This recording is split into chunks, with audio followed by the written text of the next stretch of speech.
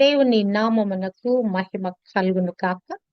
Heavenly light ministries global ప్రేట్ ఆరాధనలు జరుగుతున్న ఉదయకాలపు స్తుతి ఆరాధన కూడికు మిమ్మల్ని అందరినీ ప్రేమపూర్వకంగా ఆహ్వానిస్తున్నాను. ఇలాగున ఉదయకాలము దేవుని స్తుతించి ఆరాధించి దేవుని వాక్య పరిచర్య చేసుకోవటానికి, అనుదినము వాక్య బలము చేత నింపబట్టానికి, వాక్యము చేత హెచ్చరింపబట్టానికి, వాక్యము మరి మన లోపలికి మరి పెనట్రేట్ అవుతుంటుండగా మన జీవితాలను మనం మరి సరి చేసుకోవటానికి దేవుడు మనకు దయచేస్తున్న ఈ కృప కొరకై, ఈ జీవవాక్యం కొరకై దేవాది దేవునికి కృతజ్ఞతాస్తుతులు చెల్లిస్తున్నాను. యోహాను భక్తుడు యోహాను సువార్తలో రాసిన అనేక అంశాలు మనం ధ్యానిస్తూ వస్తున్నాము. ఈ దినము మరొక అంశముగా మరి ప్రభు మనలను పేరు పెట్టి పిలుస్తాడు అని అంశం గురించి మనము ధ్యానిద్దాము. మరి బైబిల్ గ్రంథంలో ఎవరెవరు పేరు పెట్టి పిలువబడ్డారు, ఏ ఏ సందర్భాలలో పిలువబడ్డారు, మరి నీవు నేను ఏ సందర్భాలలో పిలువబడుతున్నాము, మరి పిలువబడిన మనకి మరి దేవుడు ఆ పిలుపుతో ఏమేమి ఆ కార్యాలు లేకుంటే మన కొరకు ఏం మేళ్లు సిద్ధపరిచాడు అనే విషయాల గురించి మనము ధ్యానిద్దాము. బైబిల్ గ్రంథంలో చూసినట్లయితే మరి పేరు పెట్టుట అనే దాన్ని మొట్టమొదటిగా ఆదాముకి ఆ కృప దేవుడిచ్చాడు. ఇక భూమి మీద ఉన్న వృక్షములు కానీ, పశు సంపద గాని, లేకుంటే ఆ యొక్క నీటిలో ఉండే జలచరాలు గాని, అసలు సృష్టి యావత్తులో ఆదాము అవ్వతో పాటుగా సృష్టి యావత్తులో మరి సృష్టించబడిన ప్రతి ఒక్క దానికి మరి ఆదాము పేర్లు పెట్టినట్లుగా మనకు తెలుసు. ఆదికాండము 2వ అధ్యాయములో ఆదాముకు దేవుడు ఆ కృపిచ్చాడు. ఈ ప్రతి ఒక్క దానికి పేర్లు పెట్టే అధికారము ఆదాముకు అనుగ్రహించబడింది. ఆఖరికి హవ్వ అనే పేరు కూడా మరి ఆదామే పెట్టినట్లుగా, నా ఎముకలో నుంచి ఎముక, నా శరీరములు, నా మాంసములో మాంసమని ఆమెకు నారి అని పేరు పెట్టినట్లుగా మనం చూడగలము. ఇంటి విధంగా పేరు పెట్టే అభ్యాసము స్త్రీలకు ఉన్నట్లుగా మరి హవ్వ తన పిల్లలకి మరి పుట్టినటువంటి పిల్లలిద్దరికి కూడా కయ్యూనికి హేబేలికి పేర్లు పెట్టినట్లుగా మనము చూడగలము. తర్వాత యాకోబు సంతానమైన పిల్లలకి వారి భార్యలైన లేయా, రాహేలు పేర్లు పెట్టినట్లుగా మనము చూడగలము. మరి స్త్రీలకి ఈ ధన్యత ధన్యత ఇవ్వబడినట్లుగా బైబిల్ గ్రంథంలో రాయబడింది కదా. లోకంలో సాధారణంగా పేర్లు మనము మన ఇంట్లో వాళ్ళు, మనకి ఇష్టం వచ్చిన వాళ్ళు ఏదో పేర్లు మనం పెట్టుకుంటా ఉంటాం. సొంత పేర్లు ఉన్నాయి, మరి ఆ తర్వాత ముద్దు పేర్లు ఉన్నాయి. లోకంలో రకరకాలుగా ఈ పేర్లు మనకు అనుగ్రహించబడుతున్నాయి. పేరు అనేది లేకుండా ఏ మానవుని కానీ ఏ వస్తువుని కానీ మనము పిలవలేము. ప్రతి ఒక్క దాన్ని దేనినైనా ఐడెంటిఫై చేయాలంటే పేరు అనేది ప్రాముఖ్యంగా ఉన్నట్లుగా మనం చూడగలము. బైబిల్ గ్రంథంలో ఎన్నో పేర్లు ఉన్నాయి, కానీ దేవుడు కొద్ది మందిని మాత్రమే పేరు పెట్టి పిలిచిన సందర్భాలు ఉన్నాయి. యోహాను సువార్త 10వ అధ్యాయంలో చూస్తే 10వ అధ్యాయము 3వ వచనము, గొర్రెలు అతని స్వరము వినును, అతడు తన సొంత గొర్రెలను పేరు పెట్టి పిలిచి వాటిని వెలుపలికి నడిపించును. ప్రభు ఇక్కడ గొర్రెలైనటువంటి మనలను పిలుస్తా ఉన్నాడు. ఎవరు ఆ గొర్రెలు? ఎటువంటి గొర్రెలు అంటే గనక తన సొంత గొర్రెలను పేరు పెట్టి పిలుచును. మరి ఎవరిని పడితే ఆయన పిలవట్లేదు, కానీ తన సొంత గొర్రెలు. మనము యెహెజ్కేలులో నేర్చుకున్నాము, గొర్రెలు అంటే మనుషులని. అంటే మనుషులైన వారు, ఆయన సొంతమైన వారు, ఆయన రక్తంలో కడగబడిన వారు, ఆయన నామంలో పాప క్షమాపణ పొందుకున్న వారు, ఆయన ఆత్మచేత నింపబడిన వారుగా, వారిని ఆయన సొంత గొర్రెలుగా పరిగణిస్తున్నట్లుగా ఇక్కడ మనం అనుకోవచ్చు. గొర్రెలు అతని స్వరము వినును, అతడు తన సొంత గొర్రెలను పేరు పెట్టి పిలిచి వాటిని వెలుపలికి నడిపించు. మరి బైబిల్ గ్రంథంలో దేవుడు ఎవరెవరిని పేరు పెట్టి పిలిచాడు, ఏ ఏ సందర్భాలలో పేరు పెట్టి పిలిచాడని మనం చూస్తే గనక ప్రాముఖ్యంగా అబ్రహామును పిలిచినట్లుగా మనము చూడొచ్చు. అబ్రహాముని మరి అక్కడ ఊరు నుంచి, ఆ ఊరు అనే ప్రదేశము ఆ కల్దీలు ప్రాంతంలో ఉన్నప్పుడు, ఆయన మెసొపొతేమియా ప్రాంతంలో ఉన్నప్పుడు అక్కడ నుంచి దేవుడు పిలిచాడు. మరి అబ్రహాము కూడా విధేయుడు వచ్చాడు. కానీ ప్రత్యేకంగా ఒక సందర్భంలో దేవుడు అతనితో మాట్లాడుతున్నాడు. ఒక దినాన కలలో అతని దర్శిస్తా ఉన్నాడు. ఆదికాండము 15వ అధ్యాయము 1 వచనములో చూచిన తర్వాత చూస్తే గనక, ఇవి జరిగిన తర్వాత యెహోవా వాక్యము అబ్రామునకు దర్శనమందు వచ్చి, అబ్రామా భయపడకుము, నేను నీకు కేడము, నీ బహుమానము అత్యధికమగునని చెప్పెను. ఇక్కడ 12వ అధ్యాయంలో పిలిచాడు. మరి అక్కడ విషయాలు జరుగుతా ఉన్నాయి. ఇదిగో నీకు కుమారుడిని ఇస్తాను, నీ సంతానం ఇలాగుంటది అలాగుంటదని దేవుడు అనేకమైన మాటలు చెప్పి అతను బలపరుస్తూ వస్తున్నాడు. కానీ ఇంకనూ కార్యం జరగట్లేదు. అప్పుడు మరలా దేవుడు వచ్చి అబ్రహాముని బలపరుస్తున్నాడు. అబ్రామా భయపడకు, నేను నీకు కేడము. అబ్బా చూడండి, చాలా సార్లు దేవుడు కూడా ఇట్టి విధంగా మనల్ని దర్శించి ఈ మాటలు పలుకుతాడు. నా జీవితంలో అయితే ఈ భయపడకు అనే ఒక మాటని ఒక దర్శనంలో నేను చూచాను. ఒక పెద్ద అక్షరాలు, అసలు ఎంత పెద్ద అక్షరాలు అంటే, భయపడకుము అనే అక్షరాలు అసలు ఇట్లా ఫ్లాష్ అవుతూ పెద్ద అక్షరాలు నా దర్శనంలో నేను చూశాను. అసలు నాకు ఎప్పుడైనా ఇటువంటి భయపడే సందర్భాలు వచ్చినప్పుడు నాకు వెంటనే అది గుర్తొస్తుంది. ఆ భయపడకుమని అది ఇట్లా హైలైట్ అవుతూ నా కళ్ళ ముందు మెదిలినటువంటి ఆ దృశ్యము, ఆ దర్శనం నా కళ్ళ ముందు మెదులుతుంది. అంటే దేవుడు మరి ఏదైనా ఒక సందర్భంలో, ఏదైనా ఒక అపాయకర పరిస్థితిలో, లేకుంటే ఒక నిరాశ నిస్పృహలో ఉన్నప్పుడు దేవుడు మనం పిలుస్తాడు, భయపడకుమని సెలవిస్తాడు. తర్వాత చూచినట్లయితే దేవుడు అబ్రహాముని పరిశోధిస్తాడు కదా. కుమారుడైన ఇస్సాకును, లేక పుట్టిన కుమారుని ఇవ్వమన్నప్పుడు 22వ అధ్యాయము 1 వచనములో దేవుడు అబ్రహామును పరిశోధించెను. ఎట్లనగా ఆయన అబ్రామా అని పిలువగా అతడు చిత్తము ప్రభు అనెను. మరి అబ్రహామును పిలుస్తా ఉన్నాడు ఒక పర్పస్ కోసం, ఒక పని కోసం, ఒక ప్రత్యేకమైన ఒక కార్యం కోసం ఆయన పిలుస్తా ఉన్నాడు. అబ్రామా అని పిలవగానే వెంటనే ఆయన, ఏంటి చిత్తం ప్రభు అనేస్తున్నాడు కదా. పిలిచిన వెంటనే చాలా సార్లు మనం ఇంట్లో ఎవరైనా పిలిచామనుకో వెంటనే పలకరు, వినపడదు కూడా, పలకరు. రెండోసారి పిలిస్తే ఆ విన్నానులే చెప్పు అంటారు. అంటే ఏంటి, మానవునికి ఆ యొక్క ఎంత నిర్లక్ష్య ధోరణి, లేకుండా అహంకారపు ధోరణి ఉంటదంటే, పిలవగానే పలకనటువంటి ఆ గర్వపు ధోరణి ఉంటది. కానీ ఇక్కడ అబ్రహాము ఎంత విధేయుడుగా ఉన్నాడు, అసలు ఎంత అలర్ట్ గా ఉన్నాడు. దేవుడు పిలవగానే, అబ్రామా అని పిలవగానే చిత్తం ప్రభు అనేస్తున్నాడు. అబ్బాబ్బా, ఎంత విధేయత చూడండి.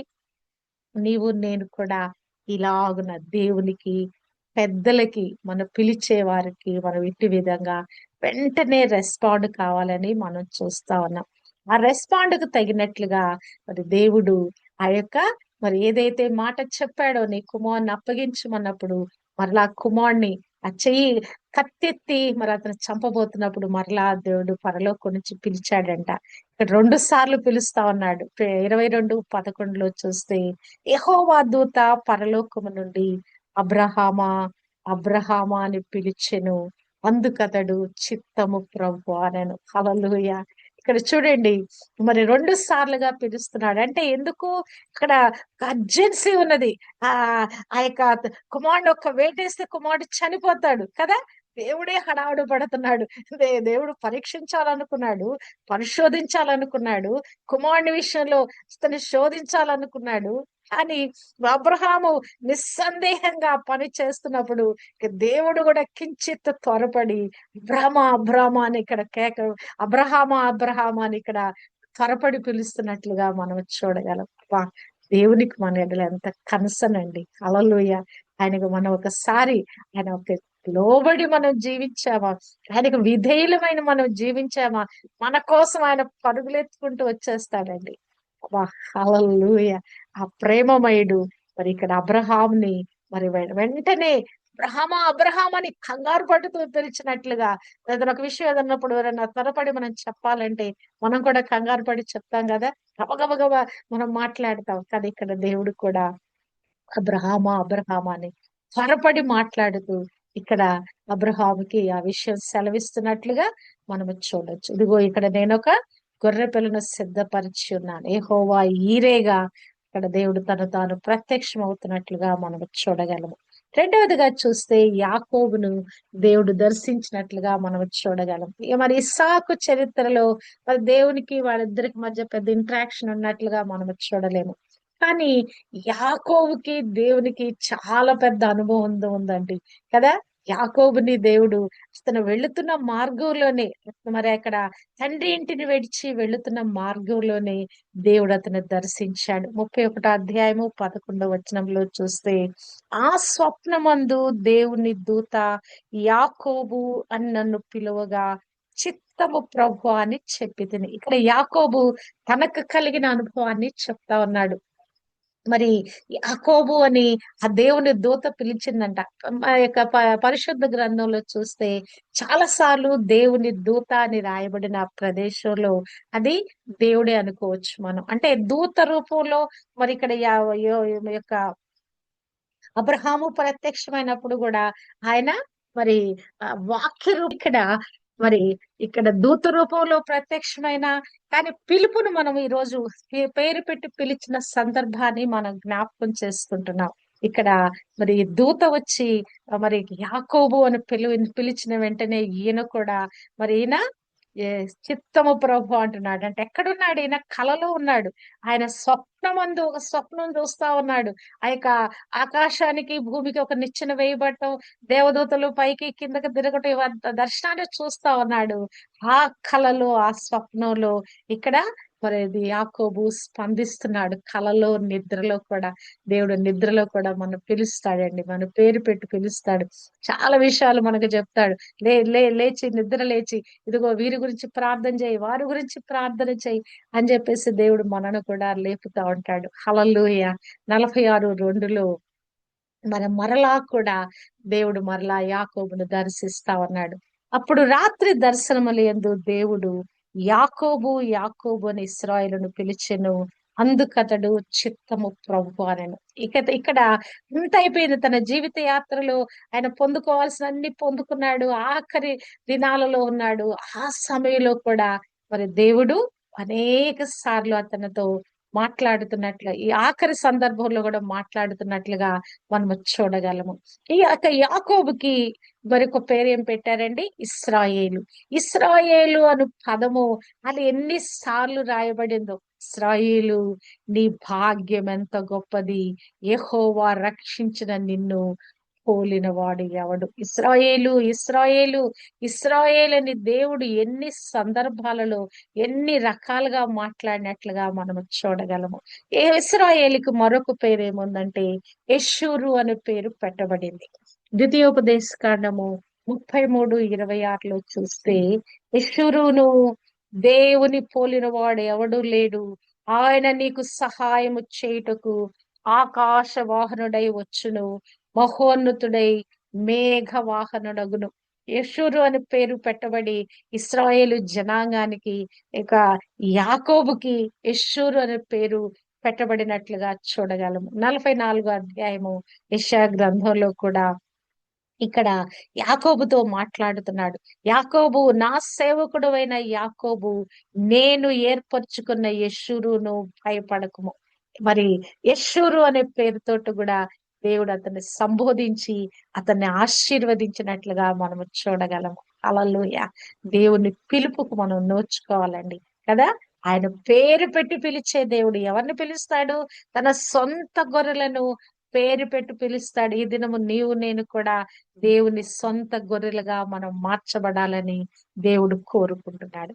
ఇంకా మనము చూస్తే మోషేను పిలిచినట్లుగా మనము చూడగలము. మోషే కూడా మరి యొక్క పారిపోయి మిద్యాను యొక్క మామ దగ్గర ఆ యొక్క సిప్పోరాను పెళ్లి చేసుకొని ఆ దేశంలో మిద్యాను దేశంలో నివసిస్తా ఉన్నాడు.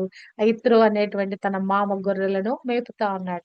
మేపుతున్న సందర్భంలో ఆ దేవుని పర్వతాల దగ్గరికి వెళ్ళినప్పుడు అక్కడ ఒక పొద మరి మండుతా ఉందట, కానీ కాలిపోవటం లేదట. ఈ వింత ఏంటో అని చెప్పి చూడటానికి అక్కడికి వెళ్లితే అక్కడ దేవుడు అతను దర్శిస్తా ఉన్నాడు. నిర్గమకాండము 3వ అధ్యాయము 4వ వచనంలో చూస్తే గనక దానిని చూచుటకు అతడు ఆ తట్టు వచ్చుట యెహోవా చూచెను.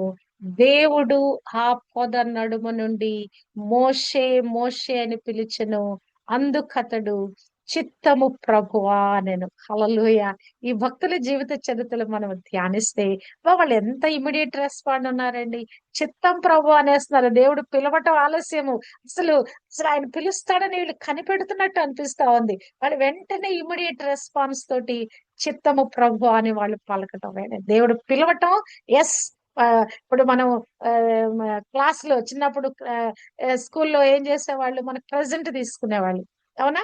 ప్రతిదినం కూడా మనం మన హాజరు చెప్పాలి, మనం వచ్చామో లేదో చెప్పాలి కదా. అట్టి విధంగా మరి పిలవగానే ఎస్ఆర్ ఎస్ఆర్ అని ఏదో చెప్పినట్లుగా ఇక్కడ ఇది చిత్తము ప్రభు అని దేవునికి మాటకి రెస్పాండ్ అవుతున్నారు. నీవు నేను కూడా అట్టి విధంగా రెస్పాండ్ కావాలని దేవుడు ఉద్దేశపడుతున్నాడు. మరి మరొక వ్యక్తిని, దానియేలుని దేవుడు దర్శిస్తున్నట్లుగా మనము చూడగలము. దానియేలు 9:22లో, 10, 11, 12లో దేవుడు దానియేలుతో మాట్లాడుతున్నాడు. 9:22లో అన్నాడు, దానియేలు నీకు గ్రహింప శక్తి ఇచ్చుటకు నేను వచ్చి ఉన్నాను. మరి దానియేలుకు కలిగిన ఆ దర్శనాలు కదా, ఆ పరలోక దర్శనాలు ఆయన చూస్తా ఉన్నాడు కదా. ఒక గొప్ప ప్రార్థన చేస్తాడు ఈ 9వ అధ్యాయంలో దానియేలు. ఆ 9వ అధ్యాయంలో ఆ చేసిన ప్రార్థనకి రెస్పాన్స్ గా ఇక్కడ దేవుడు మాట్లాడుతున్నాడు. నీకు గ్రహింప శక్తి ఇచ్చుటకు నేను వచ్చి ఉన్నాను. 10వ అధ్యాయంలో దానియేలు నీవు బహు ప్రియుడవు గనుక అని ఇక్కడ మాట్లాడుతున్నాడు. 12వ వచనంలో దానియేలు భయపడకుము అంటున్నాడు. హల్లెలూయా కదా. అతనికి ఎంత భయంకరమైన పరిస్థితి వచ్చినాయి జీవితంలో. సింహపు బోన్లో తీసుకెళ్లి పడవేశారు కదా. అయినను అసలు ఆయన అంత నిబ్బరంగా ఎలా ఉన్నాడో కదా. ఆ దానియేలు విషయం ఆలోచిస్తే మరి మరి ఎంత నిబ్బరంగా సింహపు బోన్లో తీసుకొని వెళుతున్నా కూడా ఆయన ఏమో అక్కడ గగ్గోలు పెడుతున్నట్లుగా, ఏడుస్తున్నట్లుగా, కేకలు పెడుతున్నట్లుగా అక్కడ ఏమీ లేదు. తీసుకెళ్లి సింహభూమిలో పడేశాడు. ఆయన ఎప్పటికీ తాను దేవుని స్తుతిస్తానే ఉన్నాడు. ప్రతిదినం రోజుకు 3 సార్లు ఆ యెరూషలేము తట్టు కిటికీలు తెరిచి 3 సార్లు ముమ్మాను మోకాళ్ళుడి ప్రార్థన చేసేవాడంట. యాజ్ యూజువల్ గా ఆయన దేవుని ప్రార్థన చేసుకుంటున్నాడు, స్తుతిస్తా ఉన్నాడు. అసలు ఈ ప్రపంచంలో మేము చంపుతాము, మిమ్మల్ని ఏమన్నా చేసేస్తామన్నా కూడా అసలు ఏ మాత్రం పట్టించకుండా మరి తన దేవుడు అన్నట్టు విధంగా దానియేలు జీవించినట్లుగా మనం చూడగలము కదా. అసలు అక్కడ దానియేలు సంభాషణ ఉండనే ఉండదు. షడ్రక్ మేషక్ అబేద్నెగోలన్న వాళ్ళు చెప్తారు, మా దేవుడు మమ్మల్ని రక్షించుటకు సమర్థుడు, ఒకవేళ ఆయన రక్షించకపోయినా పర్వాలేదు. వాళ్ళు ఏదో ఒక 2 మాటలు మాట్లాడతారు. కానీ దానియేలు తన పెదవిప్పి ఒక మాట మాట్లాడినట్లుగా మనం చూడలేము కదా. ఈ విశ్వాసము అసలే వారి హృదయాలలో, ఈ యొక్క భక్తుల హృదయాల్లో దేవుడు పెట్టిన విశ్వాసము, వారు కలిగి జీవించిన ఆ వినయ విధేయతలు అబ్బా నిజంగా మనం వారి యొక్క చరిత్రలు మనం ధ్యానిస్తా ఉంటే అసలు వాళ్ళకి మనకి అసలు ఏమన్నా దేవుని భక్తులు మనకు చెప్పుకునే మనము, దేవుని సేవలని చెప్పుకునే మనకు అసలు ఏమన్నా పోలుకుందా అని అనిపిస్తుంది. చూడండి ఇక్కడ దానియేలు భయపడకుమని చెప్పేసి ఇక్కడ మాట్లాడుతున్నట్లుగా మనం చూడగలము. మరి సమూయేలు, బాలుడైన సమూయేలు, మరి ఆ తల్లి పాలు విడిచిన తర్వాత తీసుకొచ్చి అతన్ని మందిరంలో వదిలిపెట్టింది మొక్కుబడి ప్రకారంగా. ఇంకా మరి 3 సంవత్సరాలు ఉన్నాడా, 5 సంవత్సరాలు ఉన్నాడా, మరి ఎంత వయసులో ఉన్నాడో తెలియదు. కానీ చిరుప్రాయంలో ఉన్నాడు.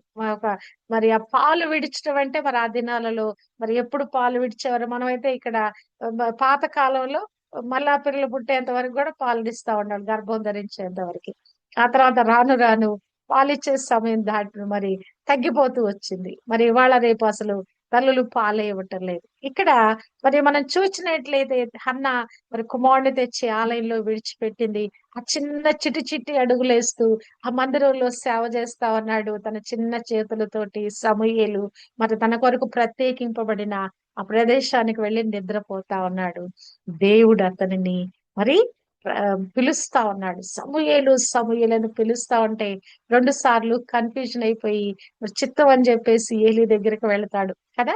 అంత నిద్రలో కూడా మరి సమూయేలు మరి ఎంత రెస్పాండ్ అయ్యాడండి దేవుని పిలవగానే. పిల్లవాడు నిద్రలో మన పిల్లల్ని లేపామనుకోండి, వాళ్ళు ఎంత చిరాకు పడతారో తెలుసా? అవునా కదా? కొంచెం నిద్ర డిస్టర్బ్ అయిందంటే చాలు, బిడ్డలు ఎంతగా ఏడుస్తారో, అసలు వాళ్ళని సముదాయించడానికి మన వల్ల కాదు. కానీ ఈ యొక్క సమూయేలును మనం చూస్తే గనక ఎంత అద్భుతం అనిపిస్తుందో. హల్లెలూయా! ఆ కుమారుడిగా ఆ చిన్న ప్రాయంలోనే మరి పిలవగానే పలికేటువంటి ఆత్మీయ చెవులు కలిగిన వాడుగా మనం ఇక్కడ చూస్తున్నాం. అక్కడ మరి సమూయేలు మరి ఆ యొక్క ఏలీ దగ్గరికి వచ్చినప్పుడు ఏలీ సెలవిస్తాడు, ఈసారి నిన్ను పిలిస్తే గనక చిత్తం ప్రభు అని చెప్పు అంటే గనక మరి 1వ అధ్యాయము మొదటి సమూయేలు 3:10 మరి ఇక్కడ నీ దాసుడు ఆలకించుచున్నాడు, సమూయేలు సమూయేలుని యెహోవా ప్రత్యక్షమై మరి సమూయేలును పిలువగా, సమూయేలు నీ దాసుడు ఆలకించుచున్నాడు, ఆజ్ఞ ఇమ్మనెను. నా కుమారుడా అని ఇక్కడ మరి ఏలి పిలిస్తే కూడా సమూయేలును పిలవగా, చిత్తము నేను ఇక్కడ ఉన్నాను. హల్లెలూయా! అంటే మరి మనం మీద ఎవరు అపాయింట్ చేయబడ్డారు? ఒక తల్లిదండ్రులుగున్నారా, మరి అన్నలుగున్నారా, అక్కలుగున్నారా, లేకుంటే పెద్దవారుగున్నారా, ఎవరు మన పిలిచినా ద ఇమ్మీడియట్ రెస్పాండ్ అనేది మన ఇవ్వబద్దులమైనాం. హల్లెలూయా! కదా, ఇక్కడ చూచినట్లయితే ఈ భక్తులు ఆ దేవుని పిలుపుకి పిలవగానే ఎంతగా మరి వాళ్ళు లోబడుతా ఉన్నారు. దేవుడు నిన్ను నన్ను కూడా పేరు పెట్టి పిలుస్తా ఉన్నాడండి. తన సొంత గొర్రెలను ఆయన పేరు పెట్టి పిలుచును. హల్లెలూయా! నిన్ను నన్ను కూడా ఒక మందలో చేర్చాడు ప్రభు. ఆ మందలో నుంచి దేవుడు మనతో ఆయా సందర్భాలలో మాట్లాడుతూ వస్తా ఉన్నాడు. హల్లెలూయా! ఇంకనూ మనము చూచినట్లయితే మరి యొక్క నూతన నిబంధన గ్రంథంలో మరి మరియ భర్త అయిన యేసేపును దేవుడు పిలిచినట్లుగా మనము చూడగలము కదా. ఏసేపు కన్ఫ్యూజన్ లో ఉండి నిద్రపోతా ఉంటాడు. నిద్రపోతే అప్పుడు దేవుడు చెప్తాడు, ఆమెను చేర్చుకొనుట మరి నువ్వు హెసిటేట్ చేయొద్దు, ఆ ఒక ప్రణాళికతో ఒక ఉద్దేశముతో నేను ఆమెను నీకు భార్యగా ఇచ్చాను గనక ఏసేపుతో మరి 1వ అధ్యాయము మత్తయి సువార్త 20వ వచనములో మనం చూచినట్లయితే, ఏసేపు దావీదు కుమారుడు అయిన ఏసేపు నీ భార్య అయిన మరియను చేర్చుకున్నటకు భయపడకుము అని ఇక్కడ దేవుడు మాట్లాడినట్లుగా మనము చూడగలము. అంటే ఏదైనా ఒక విషయం మనకు కన్ఫ్యూజ్ అయ్యి ఈ విషయంలో మనకు కొనసాగాల లేదా అన్న సందర్భాల్లో కూడా దేవుడు మనకు పిలుస్తాడండి. మన పిలిచి మనకు ఆ కన్ఫ్యూజన్స్ తీసివేస్తాడు. ఇక్కడ ఏసేపు కూడా మీమాంస పడుతున్నాడు, ఆవిడ విడిచిపెట్టాలి, రహస్యంగా వదిలిపెట్టాలి, ఇంత ద్రోహం చేస్తుందా నాకు మరి అని చెప్పేసి అని ఎంతగానో అసలు మరి లోపల లోపల ఇదైపోతా ఉన్నాడు. కానీ దేవుడు అతన్ని పిలిచి ఆ యొక్క ఏ కార్యంతో కొరకు అతన్ని మరి ఏర్పాటు చేసుకున్నాడో దేవుడు ఇక్కడ అతనికి బయలుపరుస్తున్నాడు. అబ్బా, అక్కడ ఏసేపు యొక్క రెస్పాన్స్ కూడా చూడండి. ఇమ్మీడియట్ గా మరీని తీసుకొచ్చుకుంటాడు. ఇక అంతే, మరేను నువ్వు విడిచిపెట్టొద్దంటే ఇక ఆమెను అతను చనిపోయేంత వరకు కూడా మరీని విడిచిపెట్టలేదండి. అది అవమానమైన నిందైన మరి ఆమె ఆ పెళ్లి కాకుండానే గర్భం ధరించింది, ఈయనకు పుట్టలేదు, ఈయనకు కనలేదు అని చెప్పేసి ఆ మాట ప్రపంచంలో వచ్చి ఉంటది. అయినా కూడా ఆయన దేవుని మాటకు విధేయుడే ఇక్కడ మరి లోబడినట్లుగా మనం చూడగలం. హల్లెలూయా! ప్రభు మరి సొలొమోను కూడా పిలుస్తాడు. సొలొమోను పిలిచాడంటే అంటే అనేక విషయాలు సొలొమోనుతో దేవుడు ప్రత్యక్షమై మాట్లాడతాడు. ఇక్కడ పేరు పెట్టి పిలిచినట్లు లేదు గాని పరమ గీతములో సొలొమోను అని పిలిచి అక్కడ కొన్ని మాటలు పలికినట్లుగా మనం చూడగలం. సొలొమోన్ని దర్శించాడు, కలలో దర్శించాడు, యోబుని కలలు దర్శించాడు. కానీ పేరు పెట్టి పిలిచిన సందర్భము ఇక్కడ మరి పరమ గీతాలు 8వ అధ్యాయము 12వ వచనంలో రాయబడినట్లుగా మనము చూడగలము. ప్రాముఖ్యమైన వ్యక్తి మరి శిష్యుడైన సీమోనును మరి దేవుడు సీమోను పేతురును అనేక సందర్భాలలో పిలిచినట్లుగా మనము చూడగలము. ఆ యొక్క కొండకు ప్రార్థనకు అని చెప్పి తీసుకుని వెళితే అక్కడ నిద్రపోతా ఉన్నాడు. ప్రార్థన చేయటానికి ఆంతరంగిక శిక్షులను ముగ్గురును పట్టుకొని వెళ్తే ఇక్కడ నిద్రపోతా ఉన్నారు. ఈయన లీడర్ కదా, అందును బట్టి ఆయనకు పేరు పెట్టి పిలుస్తున్నాడు.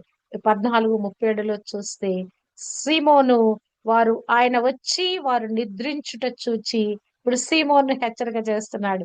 సీమోను, నీవు నిద్రించుచున్నావా? ఒక్క గడి అయినను మేలుకొని ఉండలేవా? హల్లెలూయా. కదా! మనం ఎవరికైనా ఒక గ్రూప్ ఆఫ్ పీపుల్ కి మనం రిప్రజెంట్ చేస్తామంటే గ్రూప్ లో ఉన్న అందరితో మాట్లాడరండి. ఆ గ్రూప్ లీడర్ కి చెప్తారు విషయాలు కదా! అట్టి విధంగా ఈ శిష్యులకి నాయకత్వం వహిస్తున్న సీమోనుతో దేవుడు మాట్లాడుతున్నాడు. ఒక్క గడియ కూడా వారు మరలా వచ్చి వారు నిద్రించుట చూచి అక్కడ అందరు నిద్రపోతా ఉన్నారు. కానీ ప్రభువు ఇక్కడ సీమోన్ని హెచ్చరిక చేస్తున్నాడు. నీవు నిద్రించుచున్నావా? నీవు ఒక్క గడి అయినను మేలుకొని ఉండలేవా? ఒక నాయకుడు ఉన్నవాడా, నాయకురాలు ఉన్నవా? సో కుమార్తె, నీవు ఇట్టి విధంగా నీవు ఉండలేవా అని దేవుడు ఆ నాయకులు ప్రశ్నిస్తున్నట్లుగా ఇక్కడ సీమోనుని ప్రశ్నిస్తున్నాడు. ఇంకా నువ్వు సీమోనుని మరి అనేక సందర్భాలలో దేవుడు పిలుస్తాడు.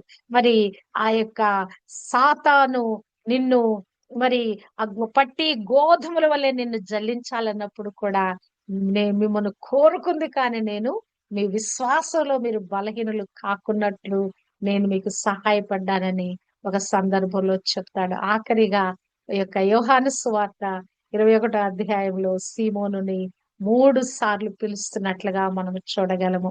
నాకు సీమోను సీమోను పేతురును చూచి, యోహాను కుమారుడు అయిన సీమోను, వీరికంటే నన్ను ఎక్కువగా ప్రేమించుచున్నావా?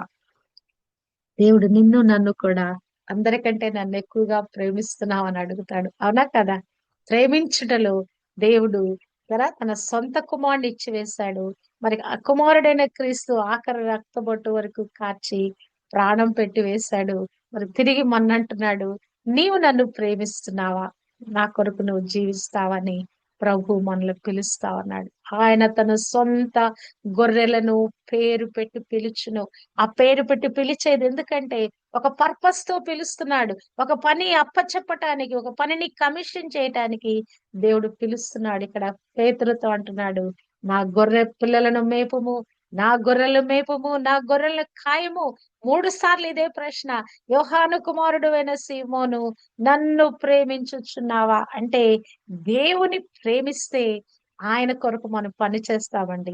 ఈ ప్రార్థనా పరిచర్య గాని, ఈ స్వస్థత పరిచర్యలు గాని, వేకువజామున లేచి ఉదయకాలపు స్తుతి ఆరాధన గాని, ఇవన్నీ ఎలా చేయగలమంటే దేవుని ప్రేమ మన హృదయాల్లో నింపబడే కొద్దీ మనము ఆయన కొరకు జీవించాలనే ఒక నిశ్చయితలో, ఆ తపనలో ఆయన కొరకు ఏదో ఒకటి చేయాలి. ఏ విధంగా దేవుని సంతోష పెట్టాలి, దేవుడి చెప్పిన మాటను మనము జరిగించాలని మనం ఆలోచిస్తాము. ఇక్కడ కూడా 3 సార్లు దేవుడు అతన్ని పిలిచి మరి ఇక్కడ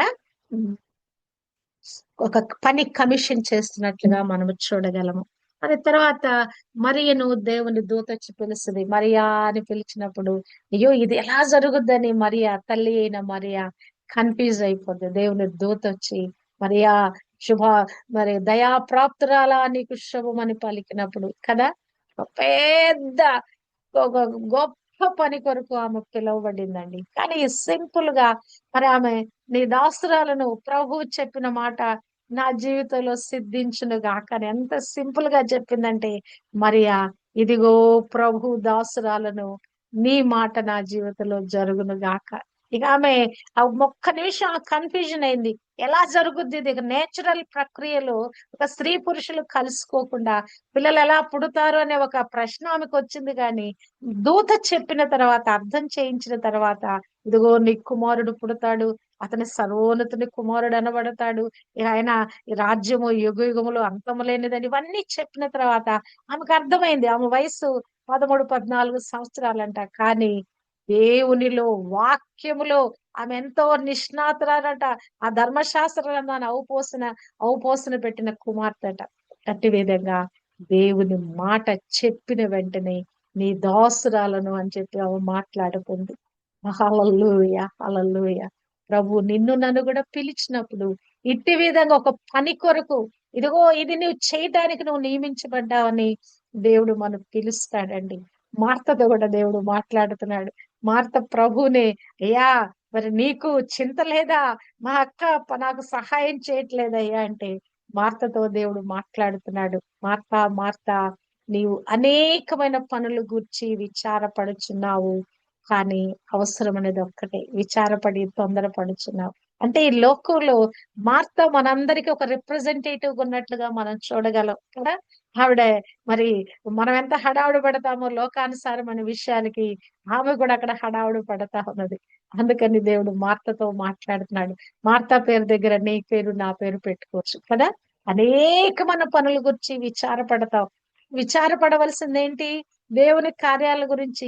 యేసు క్రీస్తు మనసును మీరు కలిగి ఉండుడి. యేసు క్రీస్తు మనసును మీరు ఆయుధంగా ధరించుకునండి. ఆయన మనసు ధరిస్తే ఆయన పోలికలో ఆయన చేసినట్లుగా, ఆయన ప్రేమించినట్లుగా, ఆయన బోధ చేసినట్లుగా, ఆయన పని చేసినట్లుగా మరి మనం కూడా చేస్తాం. పగలున్నంత వరకే మనం పని చేయగలం. ఆ లాజరును మేల్కొల్పటానికి వెళ్ళేటప్పుడు మరి ఆయన వెళ్ళాలి. పగలున్నంత వరకు మనం పని చేయాలి. రాత్రి వస్తే మనం పని చేయలేం. ఈ సమయం ఉండగానే పని చేసేయాలని ప్రభు చెప్తున్నాడు. 3.5 సంవత్సరాల ఆ పరిచర్యలో ఎక్కడ ఆయన నిద్రపోయినట్లానే, అసలు తినటానికి టైం లేదు ఆయనకి, నిద్రపోవటానికి టైం లేదు. ఆఖరికి ఆ పడవలో వెళ్ళేటప్పుడు అమరమున తలబెట్టుకొని ఆయన మరి అక్కడ నిద్రపోయినట్లుగా మనం చూడగలము. అంటే అక్కడ అక్కడ ఏం చేయలేడు ఆయన, అక్కడ బోధించడానికి ప్రజలు లేరు కదా. So he is taking rest at that time. రాత్రి వేళ ప్రార్థన, వేకుజామున వెళ్ళి చేసే ప్రార్థన, రాత్రంతా చేసిన ప్రార్థన. ఆయనకి అసలు ప్రార్థించడానికి, బోధించటానికి, స్వస్థతలు చేయటానికి తప్ప తన సొంతం కొరకు ఆ 3.5 సంవత్సరాలు ఆయన పని చేయలేదండి. అవునా కాదా? ఇక్కడ మనం చూసినట్లయితే ప్రభు ఒక పని నిమిత్తంగా పంపబడ్డాడు. ఆ పనిని ఆయన కంప్లీట్ చేసి వెళ్ళాడు. మనము ఏ పని కొరకు మనం పిలువబడ్డామో దాన్ని మనం చేయాలి. మనం ఏమవుతామంటే డిస్ట్రాక్ట్ అయిపోతాం. ఆ పనులు, ఈ పనులు, ఇంకా అనేకమైన వాటికి గురించి మనం డిస్ట్రాక్ట్ అయిపోయి ఇదే విధంగా మన జీవితాలను మనం కొనసాగింప చేస్తాం. ఇంకనూ మనం చూసినట్లయితే ఇంకను పిలువబడిన వారిలో మరి ఇక మగ్ధలేనే మరియని దేవుడు పిలుస్తాడు కదా. మరియా అని పిలుస్తాడు. ఆమె ఎంతో తిరుగుతా ఉంటది. బోధకుడిని ఎవరు తీసుకుని వెళ్ళిపోయారని ఆమె వెతుకుతా ఉంటే మరి ప్రభు వచ్చి ఆమెను మరియా అని సంబోధిస్తాడు. ప్రేమపూర్వకమైన సంబోధన. నీవు నేను దేవుని కొరకు ఆసక్తితో ఆయన కొరకు జీవించాలనే తపన కలిగి ఉన్నప్పుడు దేవుడు మనల్ని ఎంత ప్రేమతో హత్తుకుంటాడోనండి. నిజంగా నా యవ్వన కాలంలో దేవుని పిలుపులో దేవుని కొరకు నేను జీవించి పరుగులెత్తినప్పుడు నిజంగా ప్రేమ, ఆ దేవునితో కలిగి ఉన్న అటాచ్మెంట్, అసలు దేవుడు ఆ మాట్లాడే విధానము అడుగడుగునా అసలు ఆయన ఎలాగ నడిపించేవాడో అసలు ఎంత అద్భుతంగా అనిపించేదో. Do like this, go like this, అసలు ఎంత అద్భుతంగా దేవుడు నా జీవితాన్ని పట్టి నడిపించాడు. హల్లెలూయా. ఇక్కడ మనకు కలిగి ఉండే ఆసక్తిని బట్టి దేవుడు మనల్ని ప్రేమపూర్వకమైన సంబోధన చేస్తాడండి. హల్లెలూయా, హల్లెలూయా. మరి నీ పేరు నా పేరు కూడా ప్రకటన గ్రంథంలో మరి జీవ గ్రంథంలో రాసి దేవుడు మనని పేరు పెట్టి పిలుస్తున్నట్లుగా కూడా మన ప్రత్యేకమైన ఒక పేర్లు మనకి ఇస్తున్నట్లుగా మనం చూడగలము. మరి కీర్తనలు 89లో అనుకుంటా, నరులారా తిరిగి రండని దేవుడు సెలవిస్తూ పిలుస్తా ఉన్నాడు. లోకంలో ఈ ప్రపంచంలో ఉన్న ప్రతి ఒక్కరిని కూడా దేవుడు పిలుస్తా ఉన్నాడు కదా. నరులు, మానవులకి పెట్టబడిన పేరు నరులు. ఈ నరులను తిరిగి రండి, ఎంతకాలం మీరు వ్యర్థమైన దాని వైపు వెళ్ళిపోతారు, తిరిగి నా యొద్దకు రండి. మన్ను మంటిగా వెళ్ళిపోతే ఆత్మ దేవుని యొద్దలోకి వెళ్ళిపోతారు. నా యొద్దకు రండి అని దేవుడు నరులారా తిరిగి రండి అని ఆయన మానవాళి యావత్తును కూడా పిలుస్తున్నట్లుగా మనం చూడగలము. ఇంకను ప్రాముఖ్యమైన వ్యక్తి ఎవరైనా పౌలును పిలిచాడు దేవుడు కదా. ఇంకొక 2 మాటలు మాట్లాడుకొని ముగించుకుందాం. పౌలును పిలుస్తా ఉన్నాడు 9వ అధ్యాయము అపోస్తల కార్యములు. ఆయన అట్టహాసంగా మరి అనేకమైన పత్రికలు తీసుకొని వాళ్ళందరినీ కూడా మరి ఆ క్రైస్తవులందరినీ హింసించాలి, వాళ్ళ స్త్రీలు అని కూడా చూడకుండా వాళ్ళు హింస పెట్టి వాళ్ళని లాక్కొచ్చి జైలులో పెట్టాలని ఆయన బయలుదేరి వెళ్తా ఉన్నాడు. కానీ మరి 9వ అధ్యాయము 3, 4లో అకస్మాత్తుగా ఆకాశం నుండి ఒక వెలుగు అతని చుట్టూ ప్రకాశించెను.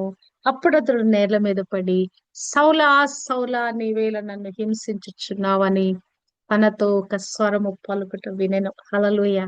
నిజంగానే ముష్కరులైన వారు, మూర్ఖులైన వారు, దేవుని పరిచర్యకు ఆటంకం ఉన్న ప్రతి ఒక్కరిని దేవుడు ఇట్టి విధంగా దర్శించును గాక. దేవుడు దర్శిస్తానే ఉంటాడు, కానీ లోబడే హృదయము వారందరికీ కలుగును గాక. సౌలుకి ఒక్కసారే ఎన్కౌంటర్ అయిందండి జీవితంలో. ఆయన 10 సార్లు దేవుని చేత దర్శించబడాల. ఒక్కసారే ఆ తాకిడి, ఆ వెలుగు, ఆ ప్రత్యక్షత, దానికి ఒక్కసారికి ఆయన లోబడిపడి, అంత మూర్ఖుడైన వాడు, మరి అంతగా మరి మనుషులను ప్రజలను హింసిస్తున్న వాడు, మరి ఒక్క ఎన్కౌంటర్ కి అతను మరి దేవునికి లోబడినట్లుగా ఇక్కడ మనం చూస్తా ఉన్నాం. హల్లెలూయా. నీవు నేను కూడా దేవుని పిలుపుకు లోబడబద్దులమైనామని. సౌలా సౌలా, నీవు నన్నేలా హింసిస్తున్నావు కదా. ఈ రోజుల్లో మరి క్రైస్తవులు హింసిస్తున్న వారికి తెలియటం లేదు. ఎవరిని హింసిస్తున్నారు వాళ్ళు? క్రీస్తుని, క్రీస్తు శరీరాన్ని, సంఘాన్ని పాడు చేయటం అంటే క్రీస్తు శరీరాన్ని పాడు చేయటమే. వాడు కొట్టి చంపడం అంటే క్రీస్తుని మరలా మరలా సిలువ వేసి చంపుతున్నారు వాళ్ళు. వాళ్ళు ఇంకా అర్థం కాని దౌర్భాగ్య స్థితిలో ఉన్నారు. మరి సౌలుకి దేవుడు కృపిచ్చాడు, పౌలుగా మార్చాడు, తన గొప్ప సేవ అతని ద్వారా చేయించుకున్నాడు. హల్లెలూయా. కనుక నీవు నేను కూడా ఆ అవిధేయతను విడిచిపెట్టి, దేవుడు ఎప్పుడైతే మన పిలిచి ఒక ప్రత్యక్షత దేవుడు మనకు దయచేశాడో, ఈ ప్రత్యక్షతలో మనము కొనసాగాలని దేవుడు కోరుకుంటున్నాడు. హల్లెలూయా, హల్లెలూయా. మరి పేరు పెట్టి పిలిచే మనలకి దేవుడు ఒక ప్రత్యేకమైన మరి అటువంటి ఒక ఆ, పేరు, ప్రతి ఒక్కరికి ఒక ప్రత్యేకమైన పేరు ఉంటదట. వా ప్రతి ఒక్కరికి కూడా ఒక పేరు పెట్టి దేవుడు మన పిలవనన్నాడు కదా. ఆ దినం కొరకు మనం కనిపెట్టి ఉన్నాం. హల్లెలూయా. ప్రకటన గ్రంథంలో రాయబడినట్లుగా ప్రతి ఒక్కరికి ఒక కొత్త పేరు. అసలు ఆ పేరు వాళ్ళకి తప్ప ఎవరికి తెలియదంట. ప్రకటన గ్రంథము 2 అధ్యాయము 17 వచనములో చూస్తే గనక, మరియు అతనికి తెల్ల రాతి నిత్తును, ఆ రాతి మీద చెక్కబడిన ఒక క్రొత్త పేరుండును, పొందిన వానికే గాని అది మరి ఎవరికి తెలియదు. హల్లెలూయా, హల్లెలూయా. దేవుడు మనందరినీ పేరు పెట్టి పిలుస్తా ఉన్నాడండి.